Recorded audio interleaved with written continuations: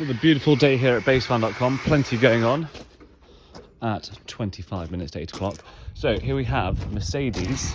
This is the 416, which means it's a 4-tonner with 160 brake horsepower. Pre-2006 course, that means it's got the 2.75 cylinder underneath here, which is undoubtedly one of the best Mercedes engines they've ever made. That's matched with the automatic transmission. As you can hear, the air suspension kicking in there. I'm not a huge fan of air suspension, but if it's working, don't change it. She's only seen 138,000 miles. It's got the in-cab air conditioning, electric windows, and not really a great lot else. You've got the single passenger seat. We've still got a few things to take out of here to de-ambulancify it. But there's not a hell of a lot left to do, but we have done a hell of a lot too, which I'll get to in just a second. So you could put a double seat in here. There's presently a single seat in here. You could slice that down a bit so you can enter in through the front into the rear, or just make that slightly bigger, so if you had someone knocking on your van in the middle of the night, you've got a bit of an escape hatch. I'm going to slow down the movement of the camera because I've had complaints about that in the past. Another thing worth noting, central locking, that sort of stuff, all good. So where the ambulance lights go on the side, we've welded a new place in there. As you can see, do things very well here. Save the planet, no need to get a new wing and all that. I mean, we could have just put a new light cover over there, but what's the point of having a futile light cover on there? That's my opinion anyway. So on the side here you can see where it's been decommissioned by the lovely St John's Ambulance Service. They've taken these lights off here and on there. This of course is aluminium, which is nice and lightweight, so that could be welded, or you could put a light cover on there. You know, you might, if you do put an awning on the side, you might want some scene lights, so we'll leave that blank for now and see what you have to say. Same there. Now this is where it gets very interesting. So of course, on these ambulances here, they've got a lift, a very heavy lift by the way. You're talking within a region of about 250 kgs, which fastens to the chassis there and joins up like that, and works as a door as well as a ramp. So we've chopped that off. We've made a new box section here. I'll come in through this gap here for this storage space here. This was originally where you'd access the hydraulics to do any repairs and stuff like that on the ramps. And as you can see, we've done a nice tidy job. And whilst we were at it, we've undersealed the chassis and everywhere on it, so it's going to last for many years ahead. Anyway, so here's your access point here on the back. Hold that door open like that. Pull the step out. And there's your entrance point there. As you can see, I think we've done a really smart job on there. Of course it needs painting to finish it off. Nice and raw though. So it's almost a bit of a progress report this is really, but just wanted to get this video out there, get it advertised, see if we can generate some interest in it really. So yeah, chassis nice and clean. This tray here, just move this bolt out of the way. Get to it.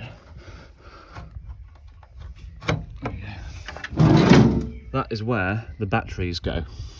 We've taken them out, they were knackered basically, so we've taken them out, but future reference, when you've got your solar setup in, with all your batteries and everything else, underslung underneath the van, out the way of the back of the van, very nice. Equally on this side, you've just seen that bit there. This here is where your night heater's kept. I think I have locked that one again. It's just one of those classic keys that you get. So jumping in here like that. Oh, she's a bit stiff. Okay, that's that one open. There we go, that's that one open. So we've got the air dispatcher, looks like a D4 5 kilowatt bit of kit. But once again, nice easy access for any repairs, maintenance, that sort of stuff. So that's all good. Let's go ahead and lock one of those up there.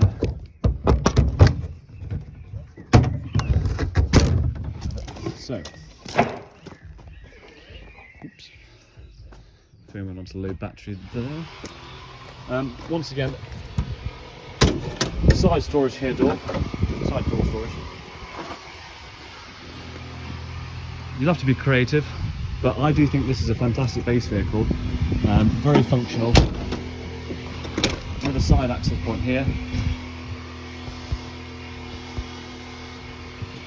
Pull that down like that.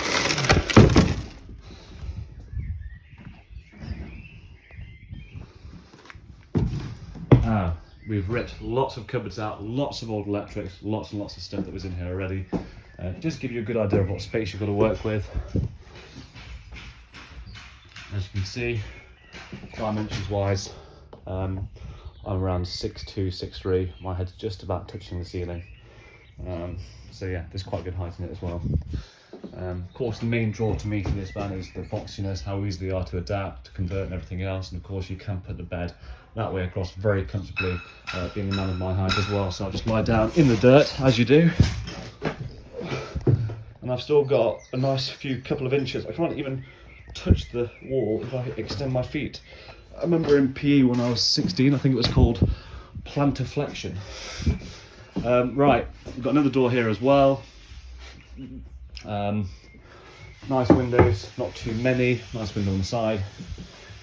Probably keep the blinds and that sort of stuff. So what you're going to be getting is a nice basic vehicle here. You've got an air conditioning unit here. You could use that, you could take it out, because remember you have got air conditioning in the front, and of course that'll only run with the engine running. It takes the compression from the engine, so you could scrap that completely, or you could keep it. It's a nice benefit, whichever way you look at it really. And here's your inlet podomy here for the diesel heater. So yeah, it's presently a 4-tonner. We've taken a few things out of it so you can maximise how much you can carry.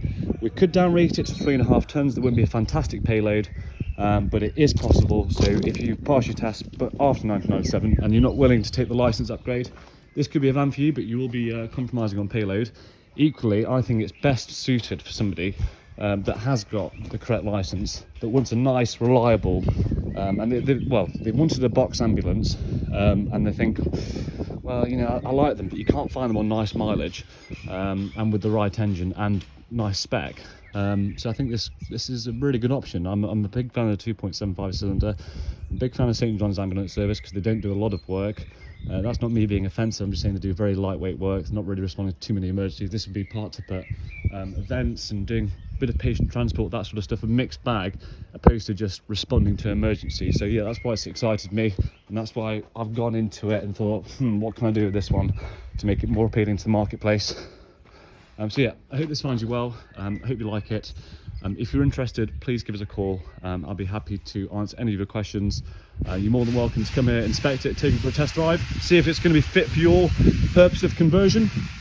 We've got a lot of stuff here, a lot of stuff going on. It's definitely worth a trip. So yeah, thanks very much for watching.